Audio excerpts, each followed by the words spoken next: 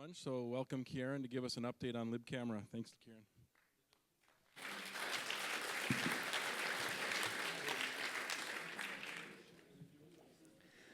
Hello, everyone. Thanks for coming to Nice. My name's Kieran Bingham. I've been working on libcamera since we created it some 6 years ago. Today I want to have a bit of an overview of what we've done, what we're working on, and where we're going, hopefully. And I'm very aware that I'm in between all of you and lunch, so normally my talks are, I've never done a short one before, so I will try and talk fast. So libcamera was started because of this, really. Cameras got more complicated, and we saw that as kernel developers. So we found that on embedded platforms particularly, we have this extra complexity that we need to manage, from the internals of a sensor, which is managed by sensor drivers, but then control loops that we need to manage for that, and a whole set of independent blocks, sorry, not independent, but interoperating blocks in an ISP. I've often wondered why we've called the project libcamera when a lot of what we do is ISP, so maybe at some point we could have been called libISP, but we do support the whole camera as an abstraction. So every platform has had to manage these in the past, and all the complexities of managing an ISP. So then, of course, you end up with lots of different people implementing the same things. And I've always thought libcamera is just the next one, the one to rule them all. So everyone else becomes irrelevant. We created libcamera with as much modular design as we could anticipate. We have lots of building blocks that let you construct pipelines and abstract kernel components, and up at the top, manage the independent components that build up a pipeline for a specific platform. We also have these nice abstractions for all the algorithms, which lets vendors choose how to manage their camera, and we are implementing our own algorithms, which can run on many cameras. I'll skip through there. So historically, you will have found that if you were trying to interact with video devices or camera devices in Linux, you will either have your application directly talking to the kernel through vFile2 devices. Maybe you want to have the extra complexity of managing media controller, or you have some scripts setting that up. Or you'd expect a framework like GStreamer to sit on top of that, and you just simplify things by writing an application with a GStreamer element. So then, of course, libcamera came along and gets in the way of that a little bit. So now we've got libcamera acting as a layer for these complex pipelines. But you can either write your application directly on libcamera with the C++ APIs, or through the GStreamer elements, or we have other frameworks on top. And the other thing that is now all in place, which I'm really happy about, is the pipewire integration. And perhaps I would say less embedded, but it actually gets used in embedded. This allows more context awareness and user permissions awareness of the requirements and policies, which can then sit in between the applications so that perhaps the user might choose whether the camera is viewable or not. And that's helped a lot when libcamera is being used on mobile phones and laptops. That brings in the portals where the permissions come in. And of course, now you can see that you can then have the same abstractions that may sit on top of Pipewire, but libcamera can still be there in the layers managing the camera for you. So a lot of the time, I do think libcamera is something most users don't even want to know about or experience. It's just a core system component. I mentioned a few of the frameworks. If you find yourself writing a custom camera application or a dedicated system, we have had a couple of projects that have used the libcamera API natively, and that gives them full control. But we have GStreamer plugins, so you can just build that into your pipeline.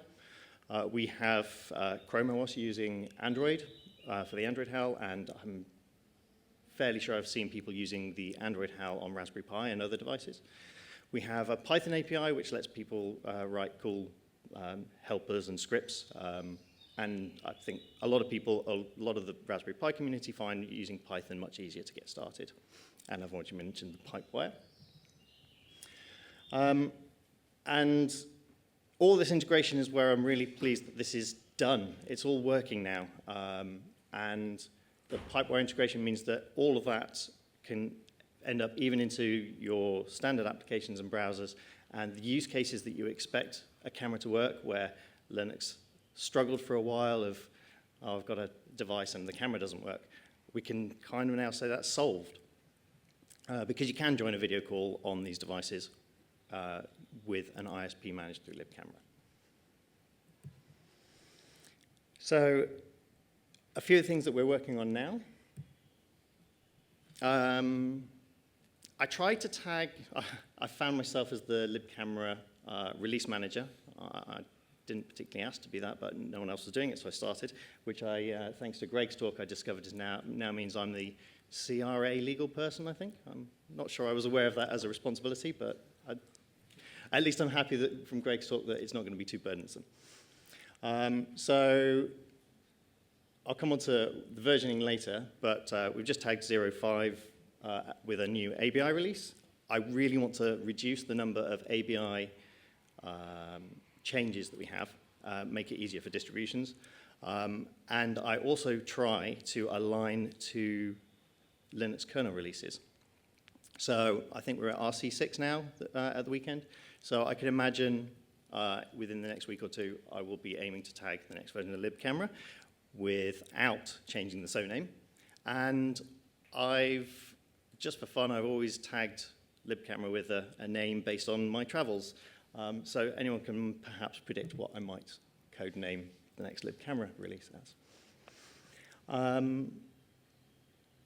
We have had a lot of platform support development going in recently. Pi 5 is in there now in the 0.5 release, which I thought was quite apt. And that's taken a long time. There's been a lot of work on that and a lot of support from Raspberry Pi, so I'm really happy that's now in. It's actually a little bit interesting because there's other ongoing work that means it's not currently directly compatible with what Raspberry Pi are shipping. So there's still a bit more work to go there, so we're still actively developing on that. Standing here with my X13S ARM laptop, the software ISP support from that Red Hat and Linaro are working on is really cool. There are vendors who, for their reasons, are not yet willing to open up the ISPs, which means we cannot configure and manage the whole pipeline. So we now have in libcamera a CPU software fallback, which means I can run my camera on my ARM laptop for video calls, which is good, but it's CPU bound. So I think I can achieve 15 frames per second with a single CPU being limited at 100% CPU. And there's a lot of work ongoing there to improve image quality. We'll get to that in the future. Mali C55 was a really fun project. We've been working with ARM to support their ISPs directly. We have full kernel drivers supported for that. They're not yet in mainline, which is why I've got it in present. But we do have the pipeline handler support in libcamera, so we can say it's supported. And it will also be supported by all of our common algorithms for the image processing. And a fun one actually came from Google over the last year is the virtual pipeline handler. So we can, even without hardware, test the whole plumbing, which is cool. And I keep having these crazy ideas that I want to put an OpenGL shader into the virtual pipeline handler so you can just render fun test patterns rather than the dull single bars. The other thing we've been doing internally in libcamera teams are working on a lot of tuning and developer tools. That's actually the next slide, I think. Oh, no. So we're creating a lot of tools to help us see the pipeline and see images in real time and interact with the camera. A lot of people ask me what cameras are supported by libcamera. My easy answer is if the camera is supported by the Linux kernel, then we can support it. If it's not supported by the Linux kernel, then we can still I still want to see those drivers upstream in the Linux kernel. And very simply, I've taken a list of the identifiers that are in our database. And that can always be extended. Mali C55 is a really cool platform because we were working on the FPGA implementation, and KQP came out with a Renesas chip that implements that, so we get to work it on real silicon. So getting that running on a real display was really fun, and we get to take off-the-shelf components on other platforms. Okay. We've got a lot of new feature development coming in. We've got DWARP support on the IMX810 Plus, which lets us do digital zoom, fixed fisheye lenses, and arbitrary rotation, which is fun to demo. These can be seen up on the booths up in the coffee hall. And now I'm really wary of time, but I've got an awesome demo here that I like. We've got Stefan has been creating an implementation of WDR support where you can adjust the image algorithms and processing of the ISP so that you're not overexposing or underexposing the whole image. You can balance it so that you can still get the bright scenes in the background and the dark scenes in the foreground. That might be, if you've got a sensor that supports HDR, you could use HDR for this, but not all sensors support that, and you can have more control over the processing with the WDR implementation. And this also shows off the Camshark tool where Stefan's built in the ability to view internal graphs of what's going on in real time, which I think is really awesome. And now I can't get out of the video.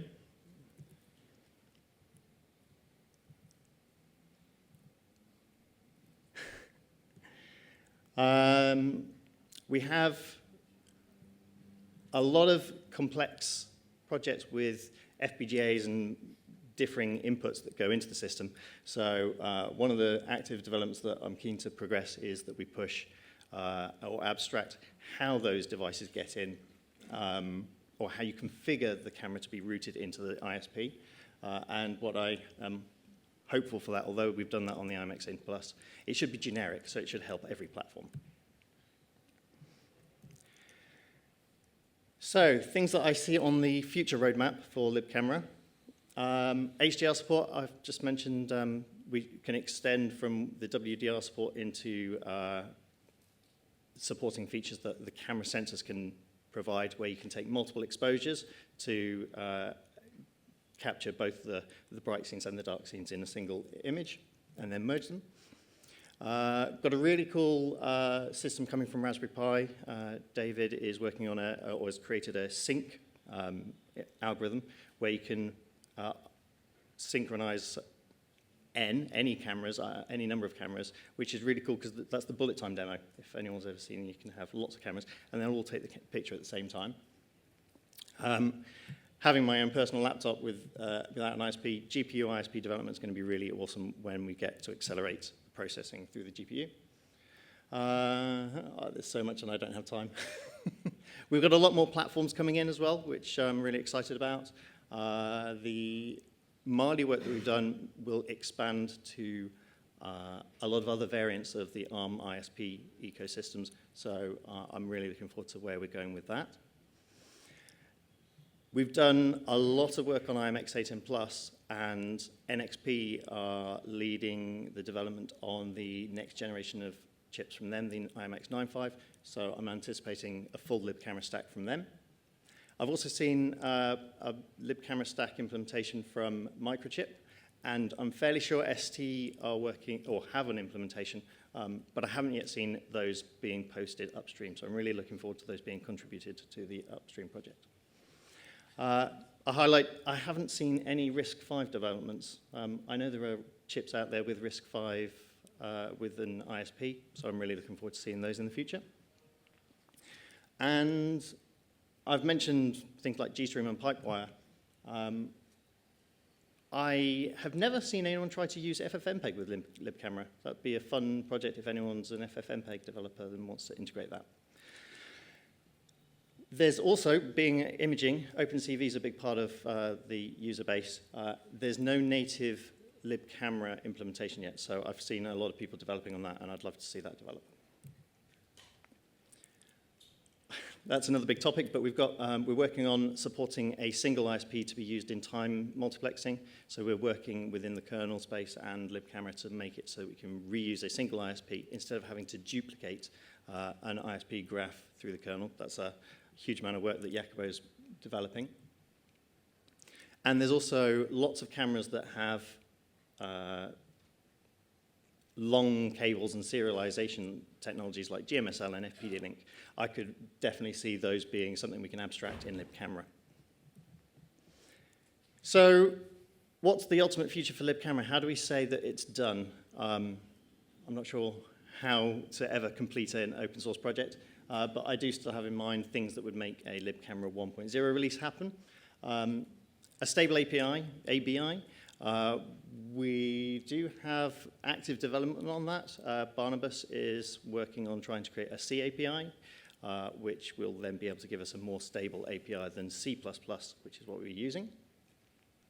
And two topics that kind of spring to mind as kind of essential for libcamera are perfect frame control and reprocessing. Very desirable features to create a camera stack where you can precisely control the camera and then take images you've had and feed them back to make refinements on the image quality. Ultimately, we believe that even with libcamera open source algorithms, we're going to be able to exceed the functionality and features of the closed source camera stacks. So I'm looking forward to that. So the future of libcamera, I believe the future of camera support on Linux is libcamera. One more thing. There's an enormous amount of work for us to do all this camera support, so we are hiring. If you think cameras are interesting or cool, or you want to learn more about the internals of algorithms and how you run an auto-exposure loop or white balance, please get in touch. We're looking for anyone interested in open source and camera processing. And if anyone has questions, everyone's hungry, so look for a red tag. Orange tag, sorry. or anybody else with the libcamera shirt on. I did actually wonder why we have so many libcamera developers with the blue T-shirt that has been swiped. Yeah. So, but yes. Thank you very much.